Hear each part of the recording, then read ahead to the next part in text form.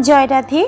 আজকের পাঠ চৈতন্য বৃক্ষের মূল স্কন্ধ ও শাখা প্রশাখা, শ্রীচৈতন্য চরিতামৃত আদি লীলাখণ্ড, শ্লোক 8।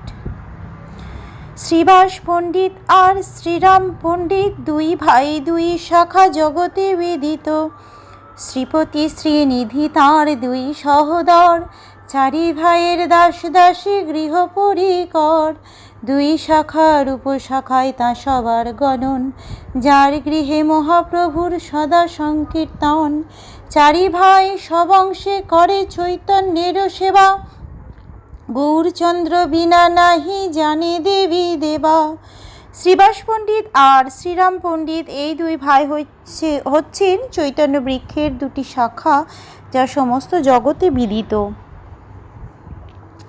শ্রীপতি ও শ্রীনিধি হচ্ছেন তার আর দুজন সহোদর। এই চার ভাইয়ের দাস দাসী গৃহ পরিবার সেই দুটি শাখার উপশাখা বলে গণনা করা হয়। এই শ্রীবাস পণ্ডিতের গৃহে শ্রীচৈতন্য মহাপ্রভু নিরন্তর সংকীর্তন করেন। এই চার ভাই সবংশে শ্রীচৈতন্য মহাপ্রভুর সেবা করেন। গৌরচন্দ্র ছাড়া তারা আর অন্য কোনো দেবদেবীকে জানেন না। আচার্য রত্ন নাম ধরে বড় এক শাখা, তার পরিকর তার শাখা উপশাখা। আর এক শাখা, বড় শাখা হচ্ছেন আচার্য রত্ন এবং তার পরিকরেরা হচ্ছেন সেই শাখার উপশাখা। আচার্য রত্নের নাম শ্রীচন্দ্রশেখর, যার ঘরে দেবী ভাবে নাচিলা ঈশ্বর। আচার্য রত্নের আর একটি নাম হচ্ছে শ্রীচন্দ্রশেখর। তার গৃহে এক নাটকে শ্রীচৈতন্য মহাপ্রভু লক্ষ্মী দেবীর ভূমিকায় অভিনয় করেন। শ্রীচৈতন্য মহাপ্রভু লীলাবিলাসকালে নাটকেরও অভিনয় হতো, তবে সেই নাটকের সমস্ত অভিনেতা ছিলেন শুদ্ধ ভক্ত এবং বাইরের লোকেরা তাতে অংশগ্রহণ করতে পারত না। আন্তর্জাতিক কৃষ্ণ ভাবনামৃত সংঘের ভক্তদের উচিত এই দৃষ্টান্ত অনুসরণ করা। যখন তারা শ্রীচৈতন্য মহাপ্রভু অথবা শ্রীকৃষ্ণের লীলা অবলম্বনে নাটকের অভিনয় করেন, তখন অভিনেতা অবশ্যই শুদ্ধ ভক্ত হতে হবে।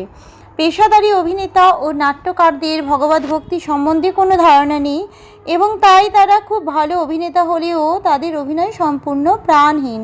শ্রীল ভক্তি সিদ্ধান্ত সরস্বতী ঠাকুর এই ধরনের অভিনেতাদের বলতেন যাত্রা দলে নারদ।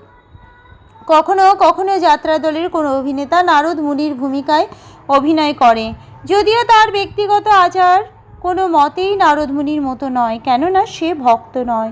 শ্রীচৈতন্য মহাপ্রভু ও শ্রীকৃষ্ণের লীলা সম্বন্ধীয় নাটকে এই ধরনের অভিনেতাদের কোনো প্রয়োজন নেই। অদ্বৈত প্রভু শ্রীবাস ঠাকুর ও অন্যান্য ভক্তদের নিয়ে চন্দ্রশেখর আচার্যের গৃহে শ্রীচৈতন্য মহাপ্রভু নাটক অভিনয় করতেন। যে স্থানে শ্রীচন্দ্রশেখর আচার্যের বাড়ি ছিল সেই জায়গাটি এখন ব্রজপত্তন নামে পরিচিত। সেখানে শ্রীল ভক্তি সিদ্ধান্ত সরস্বতী ঠাকুর শ্রীচৈতন্য মঠের একটি শাখা প্রতিষ্ঠা করেছেন। শ্রীচৈতন্য মহাপ্রভু যখন সন্ন্যাস গ্রহণ করতে মনস্থ করেন, তখন শ্রী নিত্যানন্দ প্রভুর কাছ থেকে শ্রীচন্দ্রশেখর আচার্য তা জানতে পারেন এবং তাই কাটোয়ায় কেশব ভারতীর কাছ থেকে মহাপ্রভু যখন সন্ন্যাস গ্রহণ করছিলেন তখন তিনি সেখানে উপস্থিত ছিলেন। তিনিই প্রথম নবদ্বীপে শ্রীচৈতন্য মহাপ্রভুর সন্ন্যাস গ্রহণের কথা ঘোষণা করেন। শ্রীচৈতন্য মহাপ্রভুর বহু গুরুত্বপূর্ণ লীলায় শ্রী চন্দ্রশেখর আচার্য উপস্থিত ছিলেন, তাই তিনি চৈতন্য বৃক্ষের দ্বিতীয় শাখা। পুণ্ডরিক বিদ্যানিধি বড় শাখা জানি, যার নাম লইয়া প্রভু কান্দিলা আপনি। তৃতীয় বড় শাখা পুণ্ডরিক বিদ্যানিধি শ্রীচৈতন্য মহাপ্রভুর এত প্রিয় ছিলেন যে তার অনুপস্থিতিতে শ্রীচৈতন্য মহাপ্রভু তার নাম নিয়ে কখনো কখনো কাঁদতেন। আজকের পাঠ এই অবধি।